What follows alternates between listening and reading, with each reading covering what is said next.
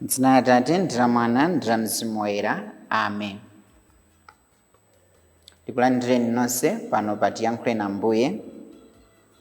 Lero ndi lachitatu pa 14 January 2026, Mulungu woyamba wa pachaka, ndipo zowerenga zathu tikuchotsa pa chaka chachiwiri. Mawu oyamba akuchokera mu buku loyamba la Samuel, mutu wa 3 ndime ya 1 mpaka 10 kupitiriza ndi ndime ya 19 mpaka 20. Amene akutiwerengera mawu oyamba ndi a Jane Kadosa kuchokera ku St. Mary's Mtaja Parish mu Diocese ya Mangochi. Mawu a mthenga woyera akuchokera mu uthenga wa Mariko woyera, mutu 1 ndime ya 29 mpaka 39.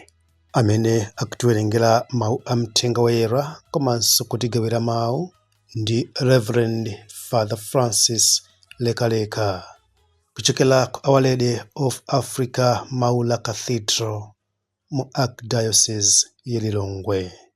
Mawu oyamba. Mawu a m'buku loyamba la Samueli. Masiku amenewo mnyamata uja Samueli ankatumikira chauta, ndipo Eli ankamuyang'anira. Masiku amenewo mawu a chauta sankamveka kawirikawiri, ndipo kuona zinthu m'masomphenya sikunkachitikanso kawirikawiri. Tsiku lina Eli aligone kumalo kwake, maso ake adali atayamba kupenya mwachiimbuzi, kotero kuti sankatha kupenya bwino. Samueli anali gone m'nyumba ya chauta, kumene kunali bokosi la chipangano la chauta. Nthawiyo nkuti nyali ya Mulungu isanazime. Tsono chauta adayitana kuti, Samueli, Samueli. Iye adayankha kuti, wawa. Adathamangira kwa Eli nati, ndabwera ndamva kuyitana. Koma Eli adati, sindidakuyitane kagone. Motero Samueli adapita kukagona. Pambuyo pake chauta adamuyitananso kuti, Samueli. Pompo Samueli adadzuka napita kwa Eli, nakamuwuza kuti, ndabwera, ndamva ndithu kuyitana. Koma Eli adati, sindidakuyitane mwana wanga kagone. Pamenepo kuti Samueli asadadziwe chauta, ndipo mawu a chauta kuti asanawululidwe kwa iyeyo. Chauta adamuyitananso Samueli kachitatu. Pompo adadzukanso napita kwa Eli, nakanena kuti, ndabwera, mwandiyitana ndithu basi. Pamenepo Eli adazindikira kuti chauta ndiye amene ankayitana mnyamatayo. Tsono adawuza Samueli kuti, pita kagone. Akakuyitananso ukanene kuti, lankhulani inu chauta, poti mtumiki wanune ndili kumva. Choncho Samueli adapita kukagona kumalo kwake. Chauta adabwera nadzayimirira pomwepo, ndipo adayitananso monga nthawi zina zija kuti, Samueli, Samueli. Samueli adayankha kuti, lankhulani, poti mtumiki wanune ndili kumva. Monse Samueli ankakula, chauta anali naye, motero zonse zimene Samueli ankanena zinkachitikadi. Ndipo Aisraeli onse kuyambira ku Dani mpaka ku Beeriseba adadziwa kuti chauta adamusankha Samueli kuti akhale mneneri. Mawu a Ambuye. Tithokoze Mulungu. Ambuye akhale nanu, akhalenso ndi mzimu wanu. Mawu a mthenga woyera monga adalembera Mariko.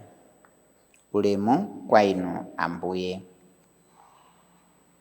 Pa nthawi yomweyo Yesu adachoka ku nyumba ya mapemphero kuja nakalowa pamodzi ndi Yakobo ndi Yohane nyumba ya Simoni ndi Andreya. Apongozi a Simoni anali gone akudwala malungo, ndipo nthawi yomweyo anthu adamufotokozera za matendawo. Yesu adapita nakawagwira pa dzanja amayiwo nkuwadzutsa, ndipo malungo adatha. Pomwepo amayi aja adayamba kukonzera anthu chakudya. Madzulo amenewo dzuwa litalowa, anthu adabwera kwa Yesu ndi anzawo onse ovutika ndi ogwidwa ndi mizimu yoyipa. Anthu am'mudzi monsemo adasonkhana pa khomopo. Yesu adachiritsa ambiri amene ankavutika ndi matenda osiyanasiyana, ndipo adatulutsa mizimu yoyipa yambiri. Koma mizimuyo ankayiletsa kuti isalankhule chifukwa idamuzindikira. Mamawa ndithu kusanache, Yesu adadzuka napita kumalo kosapitapita anthu. Kumeneko adakapemphera. Simoni ndi anzake aja adamulondola komweko. Atampeza adamuwuza kuti, anthu onse akukufunafunani. Koma iye adawawuza kuti, tiyeni tinke ku midzi ina kufupi konkuno, ndikalalike mawu kumenekonso, pakuti ndizo ndidadzera. Tsono adapita nalalika m'nyumba za mapemphero ku Galileya konseko, ndipo ankatulutsa mizimu yoyipa. Mthenga wa Ambuye. Ulemu kwa inu Ambuye Yesu Khristu. Tiyeni tinke ku midzi ina kufupi konkuno, ndikalalike kumenekonso, pakuti ndizo ndidadzera. Tiyeni tinke ku midzi ina kufupi konkuno, ndikalalike kumenekonso, pakuti ndizo ndidadzera. Abale anga, lero tikuona Ambuye Yesu akugwira ntchito yabwinoyi, ndipo anthu akuona popularity ya, akuona kutchuka kwake ndi zazikulu zimene akuchita. In fact, tikhoza kunena kuti is popular. Anthu akumukonda, akumuthamangira. Koma Yesu akuti tiyeni tinke ku midzi ina, kumenekonso tikalalikeko chifukwa ndizo ndidadzera. Ambuye Yesu akuzindikira mission yake, utumiki umene ali nawo. Utumiki omwe tikumva mu mawu oyamba pamene Samueli mwana mnyamata akuyitanidwa.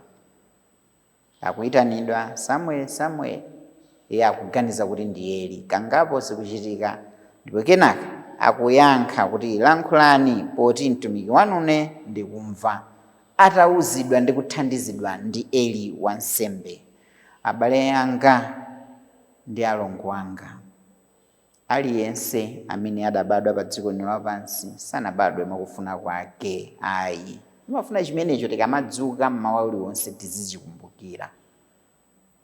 Kubadwa pa dziko lino lapansi, kusungidwa kunena kuti tikhalebe ndi moyo mpaka na lero liti. Kondwelerabe na panopo ndalowa mchaka cha nyowani 2026. Yes. Chifukwa chiyani talowa nawo mchaka chimene chichi? Abale anga, you and I are appointed for the mission. Tinayikidwa, tikusungidwabe chifukwa cha udindo wa utumiki umene ulipo. Mulungu ali ndi cholinga ndinu. Samuel was very young, anali wang'ono, wachichepere, samadziwa kuti kuyitanidwa nkutani, kuti Mulungu akumusungira ntchito ina yake, samadziwa, mangokhalamo makhala uchechi komweko monga amene mayi wake adakamuyikira ndi malonjezo awo. Koma iye samazindikira kuti ndi chani. ehe padasowekera munthu wamkulu wansembe Eli kumuunikira kuti zikumuchitikira mwanayo ndi kuti ndi Mulungu akumuyitana. Ndanena kuti ukayankhiza kuti zakuti andi Samuel anakayankha zimenezi ndipo kenaka akulandira utumiki umenewo, akulandira udindo umenewo kuchokera kwa Mulungu, akumulankhula ndi kumutuma. Abale anga, timasowa mpingo, timasowa anthu otithandizira kuti tizindikire cholinga chimene tili mmoyo. Choyambirira ndana kuti tizindikire kuti Mulungu akutisunga ndi cholinga. We have a mission, not our own mission, it's God's mission. Aliyense obadwa pansi pano ndi mission. But we need the company of our friends. We need the company of our family. We need the church to help us discern, to know our vocation, our calling in life. If we talk about the church, mpingo wakatolika wathu imati a sacramental church. We need the sacraments. We need baptism. We need confession. We need sakramenti la ukulu. We need the Eucharist. Zimene zizamatithandiza ndi anthu ena amene amatibweretsa kuti unikira kuti tifike kufupi ndi Yesu Khristu. That's a calling imene timakhala kuti tili nayo. Confirmation. These sacraments timazilandira ndi chithandizo cha anthu ena. Koma otipatsa amakhala Khristu yemweyo. Zonsezi zimatithandiza kuti tipange discern, tiunike cholinga chimene Mulungu akutifunira mmoyo, akufuna chani mwa ifeyo.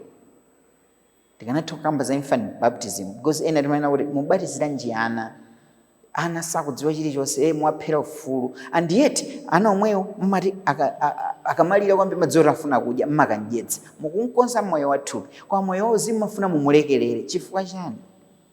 Just as we want good things for our children, we should also seek good spiritual things for our children. We are helped by other people to discern. Monga Samuel anathandizidwa ndi Eli kuti azindikire kuyitana kwa Mulungu. Tonsetu in one way or another, not only ana okhawo koma ena onse ndife operewera pamaso pa Mulungu. Tonse we are young, tonse ndife afupiafupi pa zinthu zina. We cannot discern, we cannot discover God's will in our life on our own. Sometimes we need the company of other people. We need the accompaniment imene anthu amatithandizira. Kwa ife ngati kuti uchechi yezona. Komanso ena onse amene timakhala nawo kwina kwake. Anthu ena nthawi zina timaganiza kuti we can achieve everything on our own.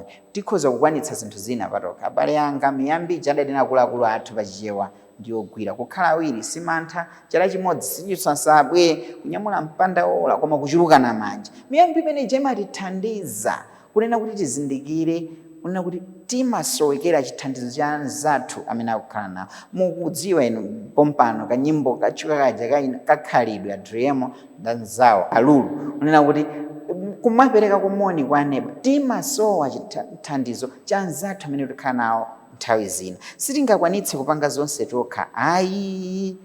Komano Mulungu amagwira ntchito kudzeranso mwa anthu amene wawa. Salimo ikunena lero kuti ngodala anthu amene amadalira chithandizo cha chauta, amadalira chauta.